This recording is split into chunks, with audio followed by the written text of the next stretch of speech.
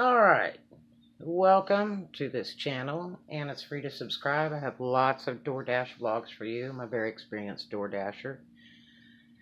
Anyway, here's some tips to help you on your first day door dashing, or before your first day door dashing, so that you understand a little bit more about food delivery. Uh, First of all, my first day, it was real scary. Yeah, I thought, well, this should be easy.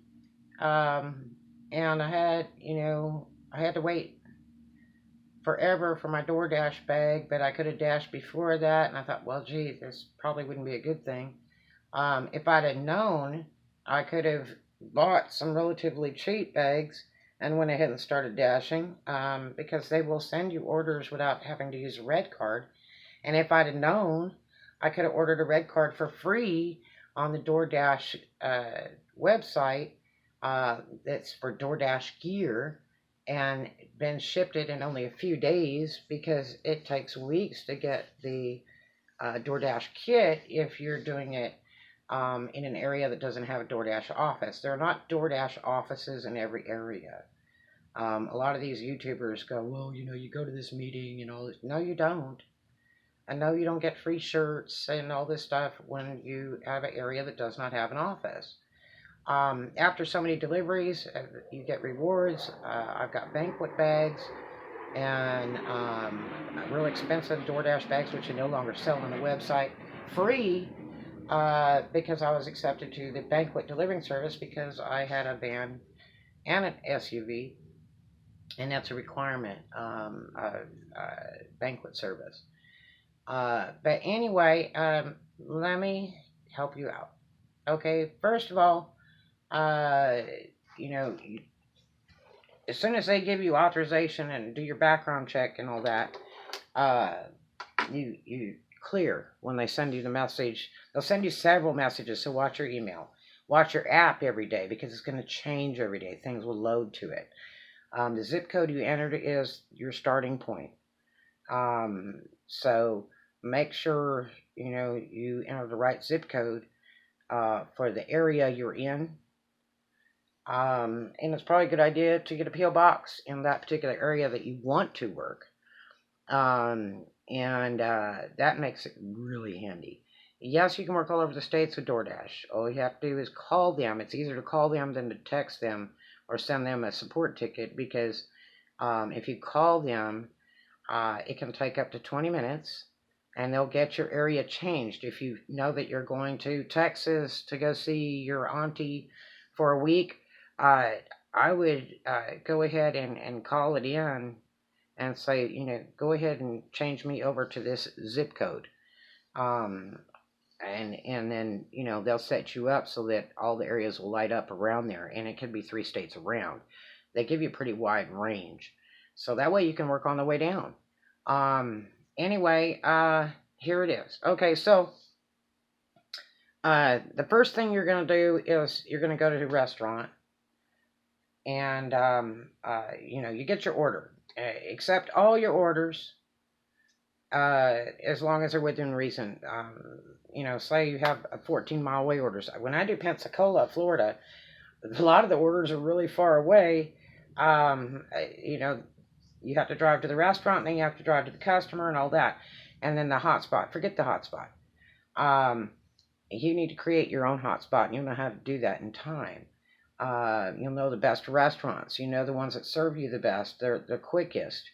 And those are the restaurants you want to hang around, okay?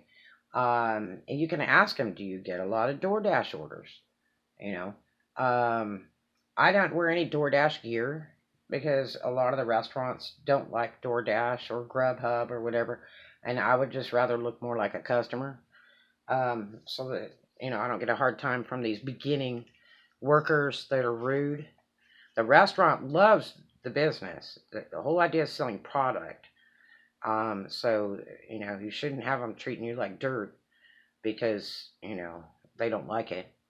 But the problem is they're hurting the business, because the owner's real happy they're selling product. They don't have to clean a table. They don't have to pay a waiter. They don't have to pay anybody but the chef.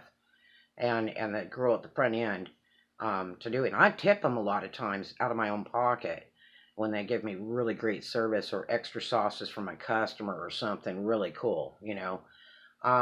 So, and all it's tax write off. All your costs are tax write off. All your supplies, all your gas, your car maintenance, your car payments, your car insurance, all that cool stuff. Plus, DoorDash furnishes you an additional car insurance for running their product. But anyway, try to accept all your orders because that way you get an idea of what different restaurants are like. I will go about a 14-mile radius. On my first day, orders up to about 14 miles. Let me zoom this out for you. And no more. And that way, if you get called to another area, that area might have more orders than where you're sitting. Yes, I've had to sit 2 and 3 hours doing absolutely nothing and on shift with DoorDash and in area and go, oh my gosh, I'm just losing money just sitting here. I'm spending more money on food and drink than I'm delivering. What am I going to do? And all that. But try to accept orders even if they're far away. Some areas only pay $4, $5, or $6 an order. Some areas pay $10 and up. Like if you work Destin, Florida, most of all your orders are $10 and way over. They can be up to $19. Front end pay, okay? Not counting any extra stuff if you got that on time or whatever. So, in Pensacola, you know, it's really cool because if they send you 14 miles over here to pick up this order, you know, for, you know, $6, $7, $8, $9, $10, whatever, that area might be busier. And just as soon as you deliver that order to the customer and slide delivered and do the ratings, your happy face and your unhappy face, you get an order right behind that. Boom! That's like a mile away and a 2-mile delivery. And you might just be rocking in that particular area, and the area you sat in for hours, you did absolutely nothing because you thought, well, I just don't want to go more than 5 miles. You might be surprised if you start getting a lot of orders that clock through your app that are farther away. You may want to consider going there. I'm not kidding, because I have done almost $300 in one shift many, many times in Pensacola, Florida.